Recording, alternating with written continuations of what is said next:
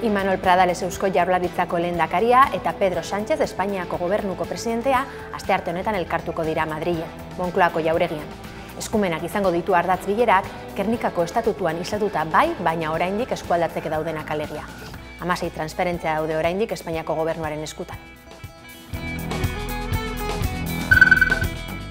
Euskal Konfederazioak euskararen koofizialtasunari bultzada berria emango diola plazaratu du astelehen honetan Baionan eginiko agerraldian. Erakundeak azken urteterdian barne gogo eta ginduela jakinarazi du eta fase berri batera salto egiteko beharra dutela ondorioztatu dute. Aro berri horretan, euskara lehentasun politiko eta sozial bihurtzea, hiztun berriak masiboki sortzea eta euskaraz bizitzeko baldintzak bermatzea izango dituzte lehentasun nagusi. Nafarroako auzitegiak berriz irekiko du 14 urteko neska baten ustezko saerosketari buruzko auzia. Epaileak onartu egin du fiskaltzaren helegitea eta berriz abiatuko du ikerketa. Neskatoaren gurasoak atxilotu zituzten pasaden azaroan, nerabea Lleidako 21 urteko gizon batekin ezkontzera behartu izana egotzita. Tuterako lehen instrukzio auzitegiak kasua artxibatzea erabaki zuen. Orain ordea, prozesua azkarregi itxi zutela ebatzi du Nafarroako auzitegiak. Euskal Autonomia Erkidegoko eskola segregazioaren aurkako ituna negoziatzeko maitik alde egin du labek. Sindikatuak astelehen honetan jakinarazitakoaren arabera, ez dago baldintzarik afera honetan akordioa lortu ahal izateko. Ez baitiete konplexutasunari eta neurri konkretuei heldu nahi izan. Erabaki honez haratago, mahaiko gainerako kideak asteazken honetan bilduko dira bosgarreneko.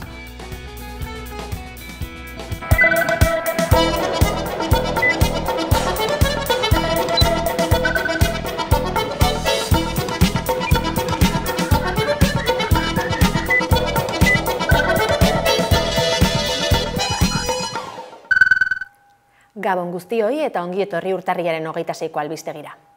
Getxoko hirurak bat jauregiaren eraisketaren afera aurrera doa. Epaileak EAJko 3 zinegotzi inputatu ditu, baita 3 teknikari ere. Getxoko hirurak bat jauregiaren aferan beste kapitulo bat zabaldu da asteburu honetan. Epaileak inputatu egin ditu Getxoko udaleko EAJko 3 zinegotzi eta udaleko 3 teknikari. Hain zuzen, Ignacio Uriarte, Irantzu Uriarte eta Inigo Urkitza dira auzipetu dituzten 3 zinegotziak eta horiekin batera hirigintza saileko 2 goi kargudun eta arkitektoa. Erreakzio soka luzea ekarri du epailearen erabakiak, Euskal Herria Bilduk adierazi du zinegotziei eta udaleko teknikariei prebarikazio delitua egozteko zantzu nahikoak dituela epaileak eta arreta handiz jarraituko duela ikerketa judizialaren garapena. Ildo beretik berretsi egin du kudeak eta publikoan eredugarritasun handiena gordetzaren printzipioa ustelkeria zero izan behar dela. Eusko Alderdi Jeltzaleak bere aldetik jakinarazi du zinegotziek alderdiaren esku utzi dituztela euren karguak eta ondorengo egunetan ordezkatuko dituztela errugabetzat jo diren arren. Dena den dimisio eman dute euren defentsa errazteko eta alderdiaren irudi publikoa zaintzeko. Inigo Ansola Bizkaiburu Batzarreko presidenteak esan du Eusko Alderdi Jeltzaleak koherentziaz, azkartasunez eta irmotasunez jokatzen ari dela testuinguru bakoitzean eta printzipio etikoak errespetatu dituela. EAJak alderdi sozialistarekin osatu zuen udal gobernua azkenengo udal hauteskundeetan, azken horrek komunikatu bidez adierazi du erabat errespetatzen duela epailearen erabakia eta era berean kezka sakon adierazi nahi izan du epailearen erabakiaren aurrean. Eta horrek erantzukizun politiko eta instituzionalaren erantzun irmoa eskatzen duela. Ildo beretik adierazi dute arduraz jarraituko dutela kasuaren eboluzioa eta erabakiak hartuko dituela behar den momentuan. El Correo egunkariak igande honetan argitaratu du udal gobernu guztiari eragiten diola kasuak, bi aldeek baina informazioa gezurtatu dute. Gainera, Eusko Alderdi Jeltzaleak baztertu du Getxoko alkateak dimisioa ematea. Xabier Iraola sortuko koordinatzaile orokor izendatu dute larunbat honetako kongresuan Arkaitz Rodriguezen lekukoa hartuta. Xabier Iraola izendatu dute sortuko koordinatzaile orokorra Arkaitz Rodriguezen lekukoa hartuta. Hala erabaki dute larunbat honetako 4. kongresuko itxiera ekitaldian. Izan ere Iraolak babes zabala jaso du, bozketen 196 eskuratu baitu hain zuzen. Iraolak zuzendaritzari konpromiso berritu batekin ekingo diola azaldu du. Fase politiko berria, garai berriak eta sorturen konpromiso berritua. Nazio askapen mugimenduaren onena, gure lan militantea, herri honen zerbitzura jartzea. Gure lan militantearen muinean, gure herriaren askapen nazionala eta soziala eskuratzeko ardura dago. Hori gara, horretarako gara. Horregatik, sortuko kideok gure lan militantea herri eragile eta herri dinamiketan, beste herritar eta sektore sozialekin eskuz esku egingo dugu nagusiki. Koordinatzaile orokor berriak konpromiso antifasista berritua artikulatu behar dela nabarmendu du, eta horrekin batera Euskal Herriaren eraldaketa gaitasunak eta handinaiak garatzearen garrantziaz ere mintzatu da, elkarlana eta militantzia ardatz hartuta. Bestalde 3 erronka nagusia aipatu ditu, Euskal Proiektu Nazionala eraberritzea, politikaren benetako zantzu eraldatzailearekin birkonektatzea eta Euskal Estatutuaren oinarriak eraikitzea. Ildo horretan, EH Bildu eta Euskal Herria bai indartzeko apustua nabarmendu du. Ertzaintzak 30 pertsona desalojatu ditu astelehen honetan Donostian. Kalean bizi diren pertsonekin jarduten duten hainbat elkartek egoera salatu zuten larunbatean. Honek ez du baina kaleratzea ekidin. Ertzaintzak Herrerako Sardoia Otiz eremuko lehen eraikina hustu du astelehen honetan, jolastoketako 4. pabiloia eta bertan bizi diren 30 pertsona kaleratu ditu. Hainbat eragilek eta norbanakok elkarretaratzea egin dute Donostiako udalak hainbat pertsona negugorrian aterperik gabe utziko dituela salatzeko. Desalojoa goizeko 8:00 hasi da. Ertzaintza iritzi denerako ordea ez zegoen inor eraikinaren barruan. Hala ere, hainbat eragilek elkarretaratzea egin dute eremuan bertan bizi direnen egoera salatzeko eta etxe bizitza alternatibak eskatzeko. Ertzaintzaren konplizitatea ere deitoratu dute. Harrera Sarea plataformak pasaden larunbatean urtarriaren 24an desalojoa bertan bera uzteko eskatu zuen. Sardoia eremuan 200 pertsona inguru bizi dira eta kalean geratzeko arriskuan daude udalak eremu hori uzteko agindua eman zuenetik. Bertan bizi direnei ez diete etxebizitza alternatibarik eskaini, elkartek plazaratutakoaren arabera. Prozesu judiziala duela urtebete hasi zuten eta datozen hilabeteetan amaitzea aurreikusi dute. Igande honetan ospatu dute Sabino Arana sarien banaketaren ekitaldia Bilbon. Edizio honetan, Nazio Batuen UNRWA agentzia, Bera Eskubaloi taldea edota Juan Mari Atutxa Eusko Legebiltzarreko presidente ohia aintzatetsi dituzte besteak beste. Igande honetan ospatu dituzte Sabino Arana sariak Bilbon, EAJaren sortzailearen jaiotzaren urteurren bezperan. Aurtengo ekitaldia Arantxa Tapia Sabino Arana Fundazioko presidenteak aurkeztu du. 161 urte beteko dira Sabino Arana abandon jaiozala. Gaurko ekitaldian ez ditugu Sabino Arana goiriren izatea eta nortasuna luze zabal jorratuko, baino bai utzi dazue gauza bat aipatzen. 19. mendearen amaieran eta 20. mendearen hasieran erein zuen haziak fruitua ematen jarraitzen du. Euskadi nazio bat da. Berezko nortasuna duen komunitate bat, anitza eta kohesionatua, munduari zabalik dagoena eta justizia soziala, elkartasuna eta bizikidetza bultzatzen dituena. Herrialde moderno, sortzaile eta berritzailea gara, autogobernuan, bakean eta aurrerapen partekatuan sinisten duena. Edizio honetan, Eduardo Anitua mediku eta ikerlari gasteiztarrak jaso du lehen saria. Antolatzaileek adierazi dutenez, mundu mailako erreferente da ahozko implantologian eta medikuntza birsortzailean. Bigarren saria Bera Eskubaloi klubari eman diote. Emakumezkoen eskubaloian egindako ibilbide nabarmenagatik. Etxeondo enpresa, UNRV Bikoitza agentzia eta Enrique Zelaia musikari eta folklorista ere aintzatetsi dituzte. Azkenik Juan Mari Atutxa Eusko Legebiltzarreko presidente ohiak jaso du bere aitortza. Tapiaren hitzetan, sarituak Euskal Nazioaren adibide ezinobeak dira, eta haien ibilbideak oso desberdinak diren arren gizarteari eskainitako zerbitzuagatik eta Euskadirekiko izandako konpromisoagatik nabarmentzen dira. Hau bidearen hasiera bakarrik da. Oraindik eskailera eta pauso asko emateko eta igotzeko daude. Aitorpen hau ez da helmuga bat, egindako bidearen balioak dira baizik. Eta bide horretan jarraituko dugu, gauzak ondo eginez eta bihotzez eginez. Eskerrik asko. Euskaltzaindiak bere hiztegia berritu berri du. Oraingo honetan 285 forma gehitu dituzte.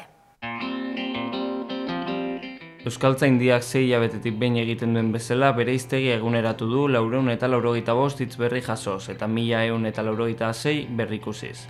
Guztira 52.571 forma, 70.978 adiera eta 118.579 adibide ditu orain hiztegiak. Botere bete arazleak, gizarte patriarkal edota kutsadura akustiko dira azken eguneratzean gehitutako forma berri batzuk. Miriam Urkiak, Euskaltzaindiaren hiztegiko zuzendariak, aipatu du orain arte jasotakoa etengabe berrikusten dutela egungo beharretara egokituz eta horrek ez duela etenik. Neurri handi batean DBH eta batxilergoan dauden ikasleei eta lanbide heziketako ikasleei begira aztertu ditu Euskaltzaindiak hiztegiaren lantaldeak. Izan ere, Urkiaren ustetan, garrantzi handikoa da ikasleek horien definizioak eskura izatea. Giza eta gizarte zientziei eskaini diote bereziki denbora tarterik handiena, botere judizial eta greba orokor hitzak landuz, besteak beste. Hala ere, bestelako jakintza arlo eta ikasgaietan ere txertatu dituzte forma berriak, naiz eta oraindik aztergaia erabat bukatu gabe egon. Hala nola, ekonomian, geologian edota kirolean. Baina ez dituzte testu liburuetako hitzak bakarrik jaso, lagunarteko formak ere bizterratu dituzte. Hizkera formalaz gain lagunartekoa diren forma batzuk gehitu dituzte. Popatik, ez dago eskubiderik eta zer demontre adibidez. Naiz eta berba berria jasotzea garrantzitsua izan, Euskaltzaindiak argi utzi nahi izan du dagoena berrikustea ere garrantzitsua dela. Eta hortaz, sarrera batzuk ezabatu egingo dituzte, artzobispo hitza esaterako.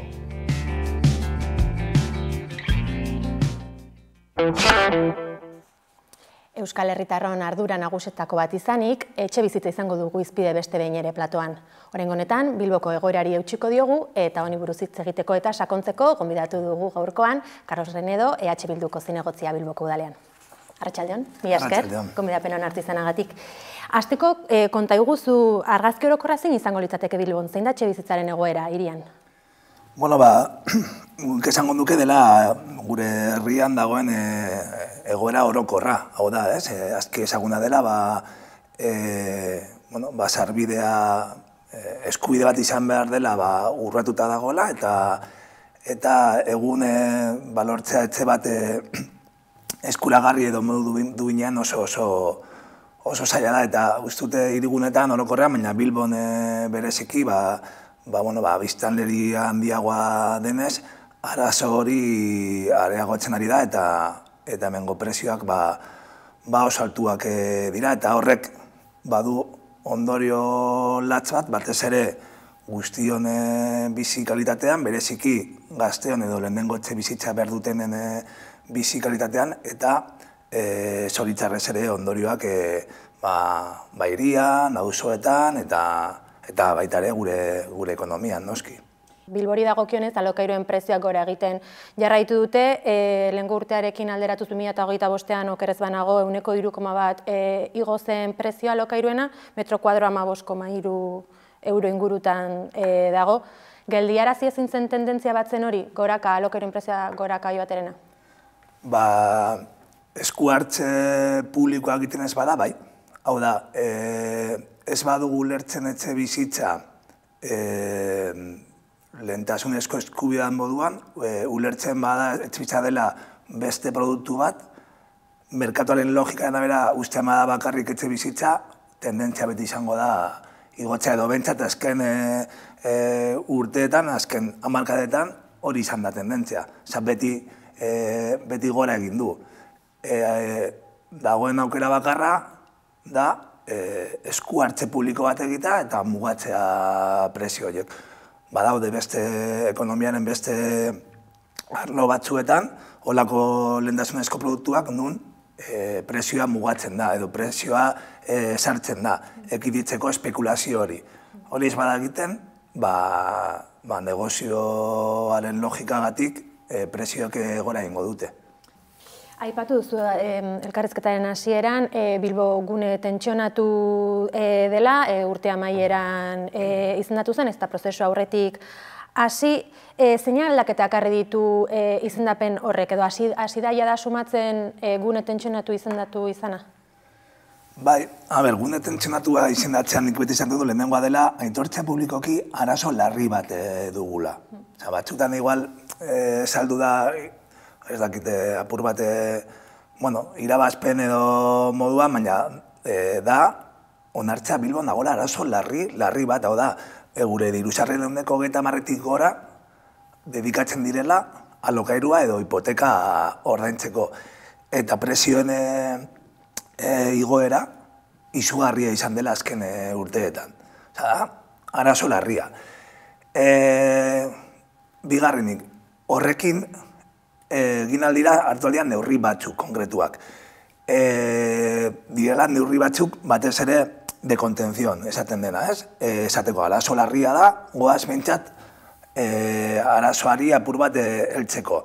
Bitartean, beste gauza asko egiten dugun bitartean. Orduan, hortik ateratzen diren neurriak dira de contención. Nik beti izan du, ez da la panacea, da, dira neurri oso zehatzak. Bilboren kasuan badago elementu oso interesgarria. Dela, hemen 21.000 familia bizi dira alokairuan. Orduan, eremu tentsionatua den heinean, euren alokairuaren prezioa berez, igoera egon barko zen ja mugatuta. 21.000 familia izatea ziurtasun hori positiboa da. Gero, egia da, daudela iruzurrak, kontratu asko dira beltzean, hori ere onartu behar dugu. Baina, Bilbonea dagoen familia kopuru alokairuan oso, bada 1,6, eta bada kopuraltik bada zeo zer. Orduan, askotan jendeak elek entzen dionean garrantzia nik esaten diot. Zu alokairuan bizi zara, porque nio gonda ez alokairuan bizitzen, eta beldur hori ez, edo lanean baldin bazaude beti beldurrarekin ametuko dela kontratua, edo botako zaituztela, edo hemen kontratua luzatu behar da, berez, eta presioa mugatu da, hori badago hor. Niretzako dago beste elementu oso garrantzia dela ideologikoa. Lehenengo aldiz, onartzen dugula arazo baten aurrean, etxebizaren kasuan, badago aukera prezioak mugatzeko. Hau da, onartzen dugula, merkatuak ez duela arazoa konponduko, hau da, kapitalismoaren logika ez duela arazoa konponduko, eta beharrezkoa dela arazoa edo merkatua arautzeko eskuartze publiko bat egotea. Eta eskuartze publiko horretan badaukagula eskumena prezioak mugatzeko, alokairuaren prezioak. Bueno, ez da asko, baina ideologikoki uste dut dela garrantzitsua hori etengabe errepikatzea. Hau da, merkatuak ez du arazoa konponduko, arazo hau konpontzeko modu bakarra da, eskuartze publiko bat egotea. Bai, eskaintza publiko bat egoteko alokairuan, baina baita ere dauden prezioak arautzeko. Orain dira alokairorenak, etorkizun batea, segurazki izan barko dira bestelako prezioak. Eta, bi elementu horiek uste direla nahiko interesgarriak. Eta noski, behin aitortuta Bilbon dagoela arazo larri hori, egin behar dena da, neurriak eta alderroak ireki eta jarri martxan bestelako neurri batzuk arazoari heltzeko. Baina... Aipatu duz hori gune tentsionatu izendatzeak mugatzen duela alokairuen igoera hori, baina horrez gain, ez du adibidez alokairuari tope delako bat ipintzen, baditugu baliabide legalak alokairuaren prezioari tope hori edo muga hori ezartzeko ezakitu dal mailan edo jaurlaritza mailan posible da halako legezkotasuna garatzea? Hemen ematen da, justo gainera eremu tentsionatuekin, nik uste nahiko garria dela. 2008an EH Bilduk egin zuen proposamen bat parlamentuan, hain zuzen ere prezioak topatzeko, alokairuen prezioak topatzeko. Eta EAJaren erantzune izan zen, hori ez zela gure eskumena, hori estatuak erabaki behar zuela. Eta, estatua zegoela egiten lege berri bat, dela hain ezaguna bilakatu dena, azken etxoiza legea. Nobeto zela itxoitea. Estatuak egiten duenean legea, eta ematen duenean aukera, prezioak mugatzeko, nork jarri du elegitea lege horren kontra, esanez gure eskumena dela hori arautzea, EAJak. Orduan, lege bat sortzeko edo zen lege sortzeko lehenengo eta behar dela borondate politikoa. Hori behar da, eta behar da presio politikoa ere bai kalean. Eta horren ostean etorriko dira legeak. Bestela beti ez da apur bat da, orain gertatu dena. Ez da gure eskumena, bai da gure, zer nahi dugu egin. Osa, ados gaude topatu behar direla presioak, alokairuko presioak, bai, goaz egitera. Hemen, edo egin behar den lekuan. Orduan, arazoa nire ustez ez da marko legala. Lehenengoa da, egon behar dela presio politiko bat kalean, presio sozial bat, eta hor erabaki politiko irmoak egon behar dira. Eta gainera gaur, irakurri dute prentxan, elgarrizketa bat, eta batek esaten zuen. Estatuko konstituzioan ja da,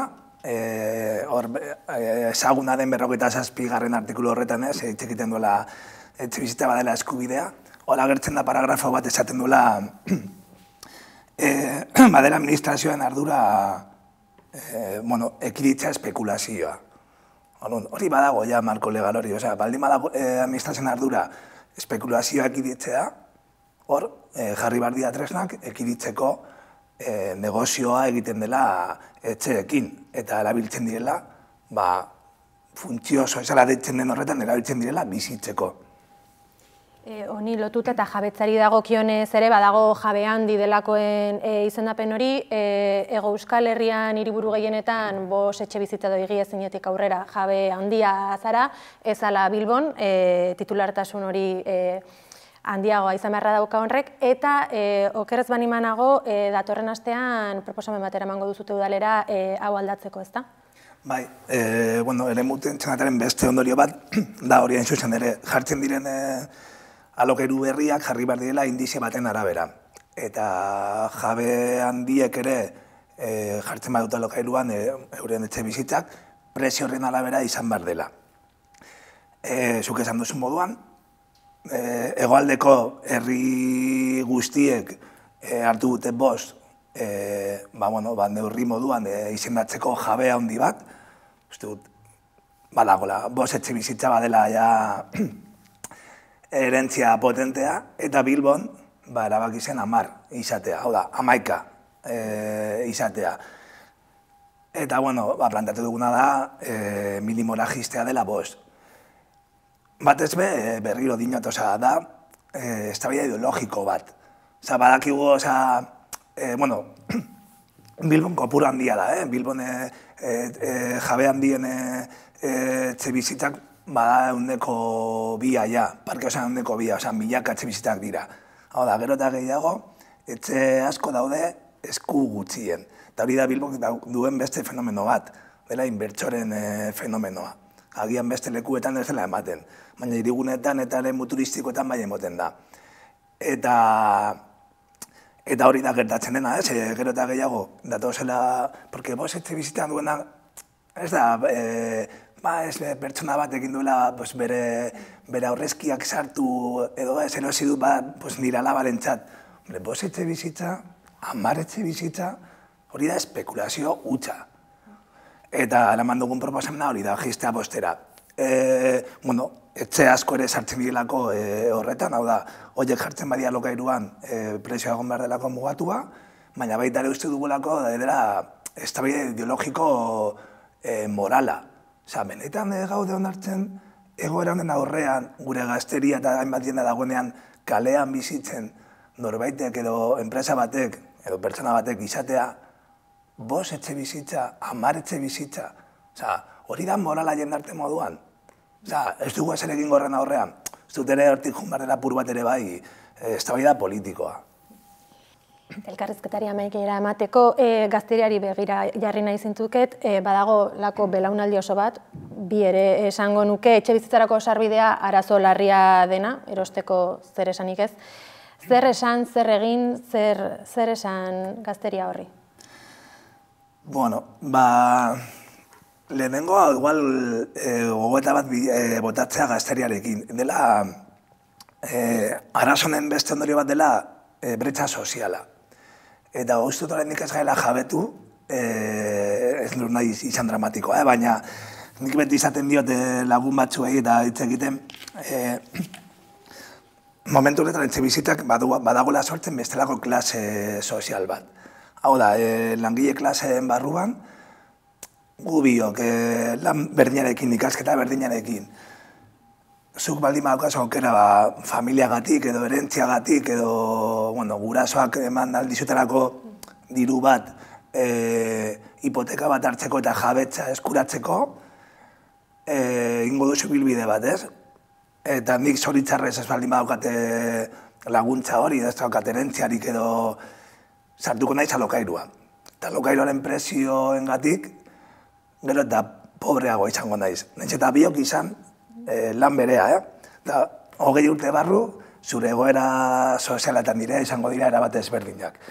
Ordin jatorriz, gara klase bereko lagunak, ikasi dugu elkarrekin, biok gaudera lanean Hamaika Telebistan, baina 20 urte barru, zuk izango duzu etxe bat jabetzan eta gainera diru, segurtasun bat, eta nik nire diru sarreren gehiengoak emango ditu alokairua ordaintzeko. Hori da drama bat soziala niretzako eta horregatik ere arazo honek badu holako ondorio bat. Hau esan doa, ez da etzipenera, uste dut premiazko dela egorari buelta ematea.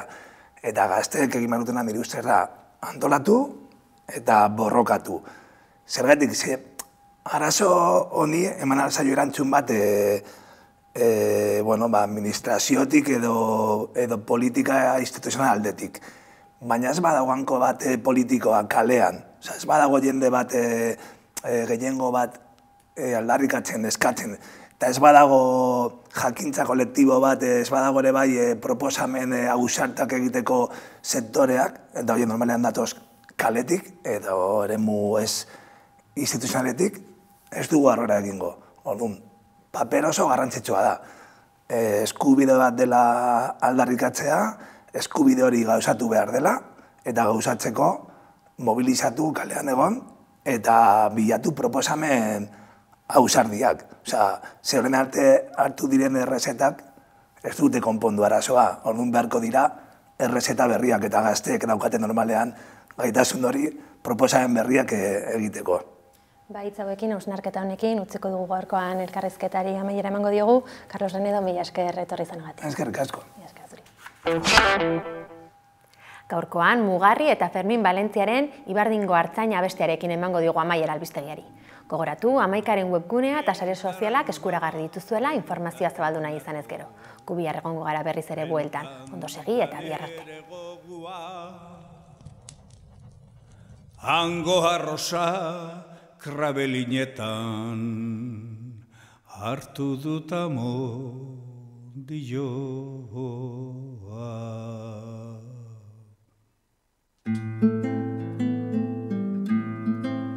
Negarrez dabil artzaina Ibardingo mugatik ta berari mehatxuka guardia bat armaturik.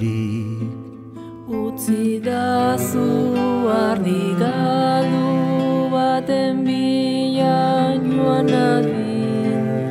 Utzi dazu pasten zeren bestela galdu naiz ni.